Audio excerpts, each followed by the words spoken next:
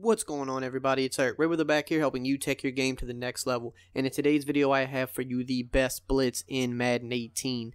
Now, if this is your first time checking out one of my videos, go ahead and hit the subscribe button below. Make sure to hit the bell icon so that you join the notification squad and never miss an upload.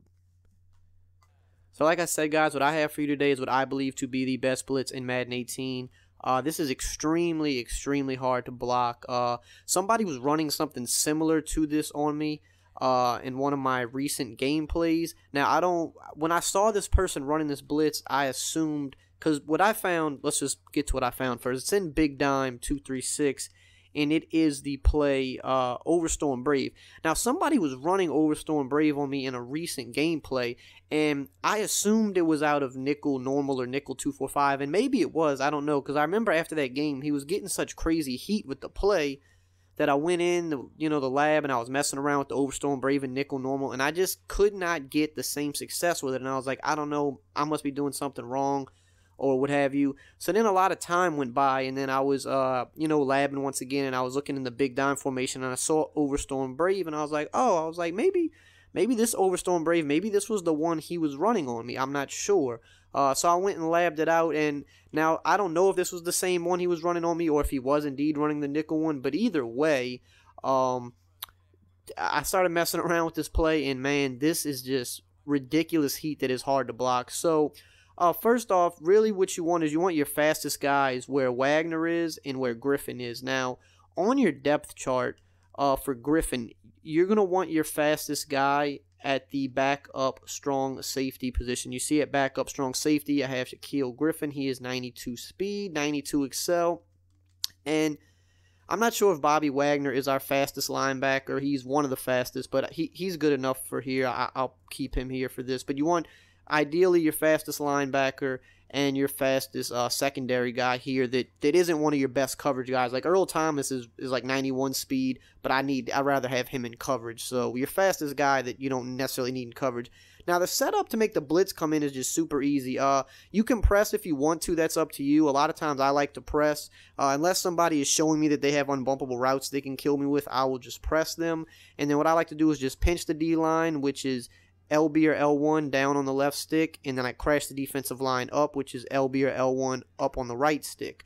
And that's it. Now, I'm not going to play coverage or anything right now, so the running back's going to run wide open. Typically, I would be using one of these safeties, but just to show you the blitz, how fast it is. So both of these guys are going to typically loop in. That time only one guy came, but I'm going to run it a bunch of times here to show you that typically both of those linebackers, or the linebacker and the safety, are going to loop through these B gaps and come in. Right now we're only getting that guy in, but that's fine because I'm going to show you soon that this is going to be extremely hard to block. I'm not sure why that only one's coming in. Sometimes he moves a little bit too far over. You might want to just slide him in a little bit because that just makes it a little bit better. But as you see here, both guys are coming in. We're getting two guys free. And I need to show this a few times before I show you how hard it is to block, just because you need to understand that this is a very consistent blitz, because the first couple times both of them didn't come free, but you're seeing if you kind of slide that second guy over a little bit, because sometimes he slides too far over, it's better to have him a little bit more inside if you can help it, which is a very quick adjustment, and they're both just going to come screaming through. Like, it's ridiculous, right? So now let's block our running back. So again, we're going to set it up the same way. I'm going to pinch, and I'm just going to slide this guy in a little bit. And you're going to see the running back is blocked here. And this is still not going to stop this from coming in, because he's going to worry about the guy on the right, leaving the guy on the left to come in. So already this is an amazing blitz. It is a cover zero blitz, but it's extremely fast. And the fact that a running back can't block it is huge. But I'm going to do you one better in a second. So you see, bam, running back blocking, we're still getting the guy on the left. So that's great. So we already know that if our opponent blocks a running back, when you have a blitz like this, you hit them a few times with it and you sacking them quick, and they're saying, okay, well, I'm going to go block the running back. And then once they block the running back a few times, that's what happened to me in a game. I was blocking my running back, and I'm like, all right, it's a fluke that it's still getting in, I'm blocking my running back. He's just getting lucky. It's going to take a few times. It might take 3 or 4 times before they realize, like, wow, like, my running back really just can't block it. You're going to just feel like it's a fluke at first. So then, this is what I started doing in game. I started blocking the running back and the tight end. And more times than not, even with the running back and the tight end blocking, as you're going to see here, I have them both blocking, a lot of times you're still getting this left guy in. You see, because I'm going to go to the replay here. For whatever reason, the tight end, even though he's an extra guy on the line, for whatever reason, he's just still picking up this outside guy. The right tackle and the running back both try to pick up this guy. They're both focused on him, which is still leaving Wagner to come free. Now, I'm going to run this a few more times because it's crucial that you understand how consistent this is. I don't want to be one of those guys, you know. Sometimes I'll post a blitz and say, yeah, you know, this blitz is good, but it can be blocked. You know, it's not the best blitz in the game. If you block somebody, it'll get picked up. It's a situational blitz. No, this blitz with 2 guys blocked is going to work pretty much every time. See here, the right guy came in. For whatever reason, the running back on this play, I don't know why, but he just does not seem to pick anybody up the majority of the time. Every once in a while, sure, but I mean, even if you block 7 and you do pick it up, well, you got 6 guys in coverage versus 3. You're still winning that battle. So here again, we got both of them blocked.